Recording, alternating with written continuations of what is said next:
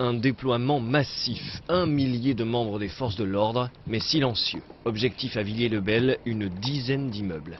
À 6 h du matin, un groupe d'une trentaine d'hommes pénètre dans chaque bâtiment. Quelques-uns restent à l'entrée, tous les autres montent dans les étages. Des interventions similaires ont lieu à Sarcelles, Gonesse et en Seine-Saint-Denis.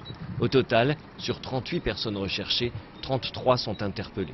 J'espère que l'ensemble des habitants de Villiers-le-Bel comprendront que notre but, le but des services de police, est de rétablir la paix et la sécurité publique pour les habitants qui vivent dans ces cités. Plus que l'opération, c'est la présence de nombreux journalistes qui suscitent la polémique. François Bayrou regrette la mise en scène. Le Parti socialiste dénonce un coup médiatique. C'est très certainement plus facile aujourd'hui de déplacer les caméras pour filmer ce type d'opération que pour filmer les résultats de la politique de la ville qui est inexistante sur le terrain.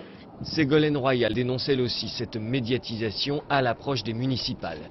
Réponse cinglante de Michèle Alliot-Marie. La ministre de l'Intérieur salue une opération très réussie. Au lieu de parler de dysfonctionnement de la République, elle devrait se souvenir d'une chose. C'est que s'il n'y avait pas eu ces interpellations et cette action qu'on aurait pu parler de dysfonctionnement grave de la République.